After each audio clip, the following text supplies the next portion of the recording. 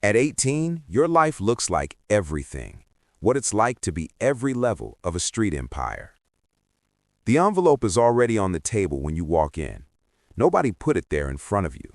Nobody made a speech. Your cousin just nods at it and goes back to watching the game. $400 in rubber-banded 20s. You pick it up. You put it in your pocket. You sit down on the couch like nothing happened. That's how it starts. Not with a threat. Not with a choice you had to think about. Just an envelope on a table and a nod from someone you trust. You're 18. You have $400 in your pocket and no idea what you just agreed to. But the system knows.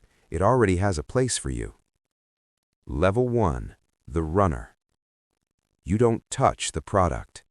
That's the first rule, and nobody tells you. You figure it out by watching. You carry envelopes. You pick up phones that aren't yours. You stand on the corner of Delmar and 9th from 4 p.m. to 10 p.m. 3 days a week, and you don't ask why. Your job is to be unremarkable, blend in, look like you belong, which you do because this is your neighborhood and you've been walking these blocks since you were 9. The pay is $150 a day, cash. You tell your mom you got a job at the car wash. She doesn't press it. You're not sure if she believes you or just doesn't want to know. The first time a police cruiser rolls slow past you, your heart rate doubles, your hands sweat. You stare at your phone like you're reading something important. The car keeps moving. You breathe. Within 2 weeks, the cruiser rolls past and you don't even look up. That's the first thing the system takes from you. Not your freedom, not your conscience, just your fear response. It recalibrates it. It teaches your body that danger is normal, and once your body learns that, you can never fully unlearn it. You rationalize it clean. You're not doing anything, you're just standing here. And technically, in those first weeks, that's true. You're a ghost, a presence, an extra pair of eyes. But the system is watching how you move, whether you stay calm, whether you talk too much, whether you ask questions you shouldn't. You pass without knowing there was a test. 3 weeks in, your cousin gives you a phone, prepaid. He says keep it charged and answer when it rings. That's it. You now have a role. Level 2. The handler. The phone rings at 11:40 p.m. on a Tuesday. A voice you don't recognize gives you an address and a number. You write neither down. You remember both. You drive 12 minutes to a parking lot behind a closed laundromat, hand a paper bag through a car window, and drive back home. You're in bed by 12:30. You just moved $8,000 worth of product, and you didn't know it. You didn't see it. You held a bag. You handed it off. You went home. This is level 2. You are now a piece of infrastructure, reliable, discreet, mobile. Your cut goes up to $400 a night on active runs. Some weeks you work 4 nights. You're clearing more than most people you know who went to college.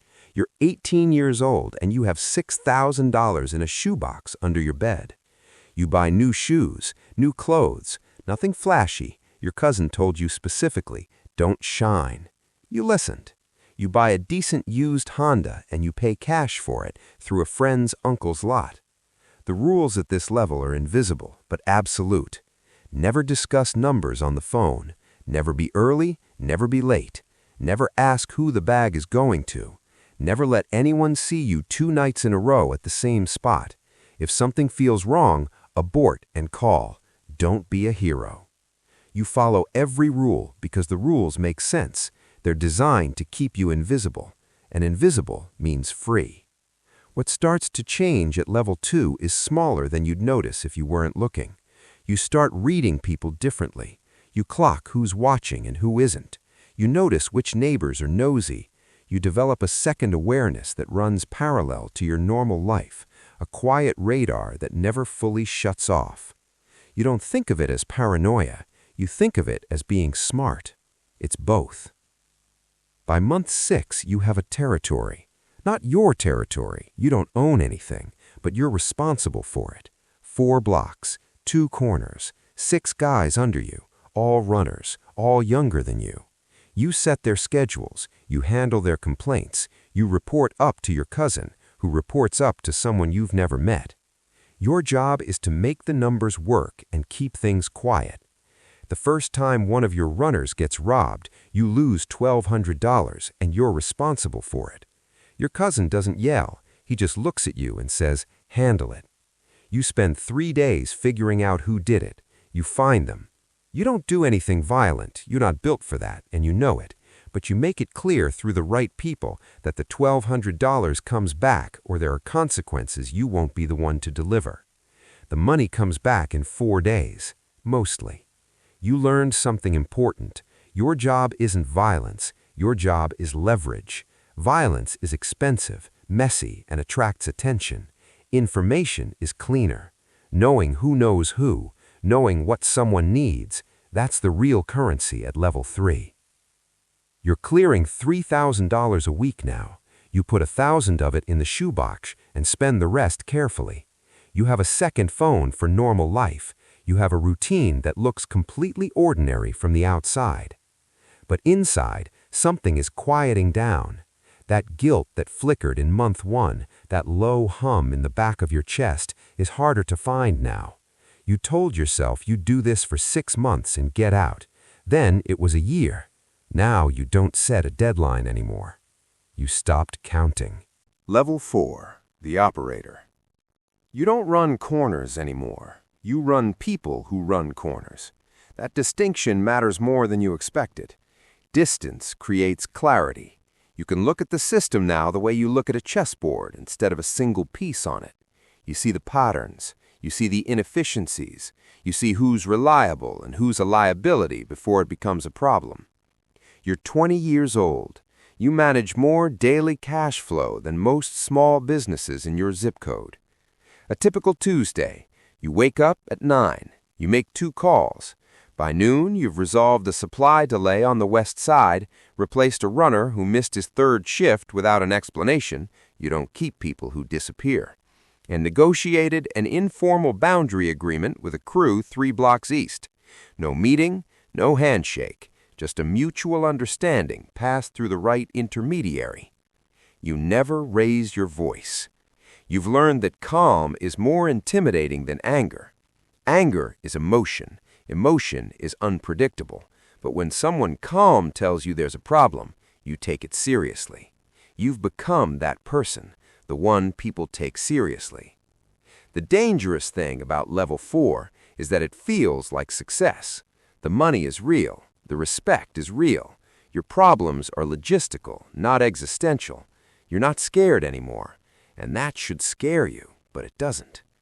You tell yourself you're in control, and for now, in the small way that matters at this level, you are. Level 5, the lieutenant. The first time you sit in the room with the people above your cousin, you say almost nothing. There are 4 of them. They're older, mid-30s to mid-40s. They don't dress like what you expected. One of them owns a laundromat and 2 rental properties. Another has a landscaping company with 8 employees. These are men with 2 lives, and they've been running both for a long time. They ask you 2 questions. You answer both in under 30 seconds. They nod. You leave. 3 days later, your cousin tells you you're moving up. At level 5, you're not insulated from decisions anymore. You're part of making them. Territory disputes, supply chains, who gets trusted and who gets cut. The conversations happen in cars, in back rooms, in ordinary restaurants during slow hours. Nothing is written down. Nothing is ever said plainly. You develop a fluency for implication, for what's meant but not stated. You now oversee 4 operators, roughly 22 people in your line of command. On a good month, your share clears $30,000. You have money in 3 places: cash hidden, money in a cousin's business account, and a small legitimate income from a car detailing shop you technically own. The pressure is different now. It's not physical, it's architectural. You carry the weight of everything below you, and everything above you is watching whether you can hold it. The first person you have to let go at level 5 isn't fired. He just disappears from the operation. You give the order through the right channel. You don't ask what happens. You learn not to ask. That's the version of you that's hardest to look at later. Not the money, not the hours. That moment when you stopped asking what happens next and just let the system handle it. You told yourself, everyone knew the rules. Maybe they did. Level 6. The authority. You're 23. You run the North Side. Not in any title anyone would give you. There's no ceremony. But every operator on the North Side clears through you. Every dispute comes to you first. Every decision about new territory, new supply, new personnel, you're in the room where it gets made, and your word carries weight. You have one rule for the people under you: no chaos. Chaos draws attention. Attention brings law enforcement. Law enforcement costs everyone money and eventually freedom. You run a quiet empire. Boring is good. Boring is profitable. You now live in two realities simultaneously, and you've become extraordinary at navigating both. You have a legitimate income, a mortgage, a car that draws no attention. On paper, you're a small business owner doing fine. In reality, you control the movement of roughly $200,000 in product per month across a 16-block radius.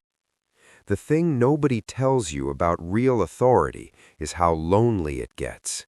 You can't trust your friends because most of them are also inside the system, and proximity is a liability. You can't talk to your family about what you actually do. You can't date anyone who asks too many questions. You can't celebrate anything you've actually accomplished. You develop a mask so good that you sometimes forget it's a mask. The people above you are satisfied. The people below you are afraid of you in the way they need to be. Everything is functional. And yet, at 2 a.m. on a random Wednesday, sitting in your own car outside your own house, you think, I can't remember the last time I felt anything other than alert. You go inside, you go to sleep. Tomorrow is operational. Level 7. The ghost. Nobody says your name in a room you're not in. That's intentional. You are 3 layers removed from anything that can be traced. Your name isn't on a lease, a car, a phone contract, or a business. Everything that belongs to you belongs to someone else on paper. You communicate through intermediaries. You meet face-to-face maybe 4 times a year, and always somewhere ordinary and public. You are 26. You have been inside this system for 8 years. The men at the top, the ones who run the supply, who have the city-level relationships, who interface with the distribution networks that stretch across 3 states, you know 2 of them personally. You've eaten dinner with them. You've watched them interact with their families. They are, in their civilian lives, unremarkable men. That's the most unsettling realization you've had in years. Power at this level doesn't look like power. It looks like nothing. It's invisible by design. You clear $80,000 in a month without touching a single dollar in cash. Everything flows through businesses, through intermediaries, through structures you spent 2 years building with a consultant who asked no questions because you paid him well enough not to. You have no enemies you know about. That's the most dangerous phrase in your world, that you know about. You start sleeping with one eye open. Not literally, but a part of your brain never fully disengages. You trust no one completely, not because you're paranoid, because you've seen what happens when the one person you trusted had a reason to be somewhere else. At level 7, you are protected. You are powerful. You are untouchable in almost every practical sense. You are also, in ways you don't have language for anymore, completely alone. Level 8. The architect. You don't make moves anymore. Moves get made because of structures you built, systems you designed, rules you established years ago that run themselves now. You are the logic inside the machine, not the hand that operates it. At 29, you own 4 legitimate businesses that collectively generate $1.2 million in annual revenue. The businesses are real. They employ real people. They pay real taxes. They serve real customers. And they also happen to make the rest of what you do invisible. You are not technically doing anything illegal anymore. Everything you did directly, you stopped doing years ago. The people who know what you built are either inside it, benefiting from it, or not in a position to say anything. That's not an accident. That's architecture. The men above you, the ones who first brought you into this level, 2 of them are in prison. 1 died. The 4th retired somewhere warm and communicates through a single intermediary once a month. You have quietly taken the structural weight they carried and absorbed it into your own network, so gradually that no single moment would look like a power transfer from the outside. You are now, in every functional sense, the top of your ecosystem. And this is what that feels like. Quiet. Not peace. Quiet. There's a difference. You sit in meetings about commercial real estate and listen to people who have no idea who you are. You have dinner with your mother every Sunday, and she's proud of you for the business. You date someone who knows nothing and who you will eventually have to walk away from because closeness is a security risk, and you've known that since level 5. You don't celebrate. There's nothing to celebrate. There's no arrival. There's just continuation. The thing about reaching the top of a system like this is that you can't tell anyone. There's no proof, no title, no moment. You are the most powerful person in a structure that officially doesn't exist, and so your power officially doesn't exist. You used to think freedom was what you were building toward: more money, fewer problems, fewer people above you telling you what to do. What you actually built is a very elegant cage. The bars are invisible. The cage is comfortable, and you are the only one who can see it, which means you're also the only one who knows you're inside it. You don't regret it. Regret requires believing you had a real alternative, and you stopped believing that somewhere around level 4. You sit with that. You look out the window of an office that belongs to you on paper through a holding company registered in Delaware. The city moves below you. It doesn't know your name. Somewhere on the east side there's a kid who just turned 18. His cousin handed him a phone this morning, prepaid, said to keep it charged and answer when it rings. He put it in his pocket. He didn't ask any questions. He thinks this is temporary. He thinks he's just making a little money while he figures things out.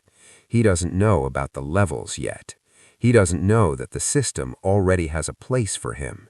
He doesn't know that every person who ever sat at the top started exactly where he's standing right now, on an ordinary morning, holding a phone, telling themselves it's just for now. He will.